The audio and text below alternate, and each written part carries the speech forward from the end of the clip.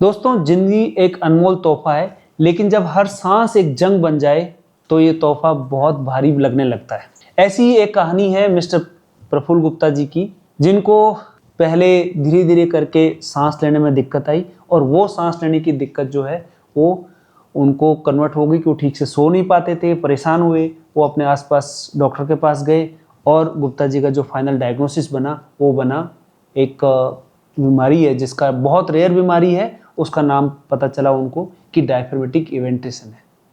जब उनको पहली बार बताया गया कि इस बीमारी का जो असली इलाज है वो सर्जरी है, तो उनको बहुत घबराहट हुई, जो कि उन्होंने खुद बताया कि मुझे शुरुआत में ऐसा लगा कि शायद सर्जरी नहीं करानी चाहिए और सर्जरी कराऊंगा तो बहुत कुछ हो जाएगा।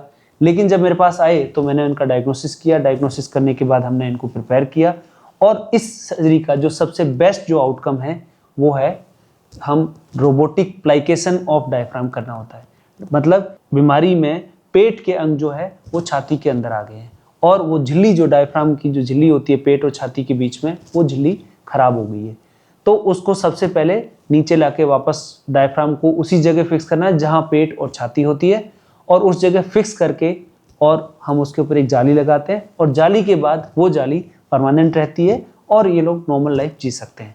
और रोबोटिक सर्जरी के बाद रिकवरी बहुत अच्छी होती है नॉर्मल से, क्योंकि ओपन जो कन्वेंशनल थोरकोटोमी होती है या ओपन सर्जरी होती है उसका जो कर्व होता है वो दूसरा होता है। तो अगर पॉसिबल है और संभव होती है तो ये सर्जरी हमें रोबोट या मिनिमली इन्वेजिव करना चाहिए, जिससे उनकी रिकवरी बिल्कुल नॉर्मल होती है। और ऐसा ही इनके साथ हुआ था। ये बहुत परेशान थे आए थे तब, लेकिन जब रिकवरी करके जब वापस आए तो एकदम बिल्कुल बदले हुए इंसान थे जो अपनी नॉर्मल लाइफ जी रहे हैं। और आजकल अब ये अपना जो है वो पोस्ट ऑलमोस्ट इनको हो चुका है, 6 महीने हो चुके हैं जब इनकी सर्जरी को हुआ था। तो आज ये फॉलोअप में आए थे और अभी बिल्कुल नॉर्मल तरीके से काम कर रहे हैं, एयर ट्रैवल कर रहे हैं, जिम जा रहे हैं, अपना नॉर्मल जो काम कर रहे थे वो सब कुछ कर पा रहे हैं।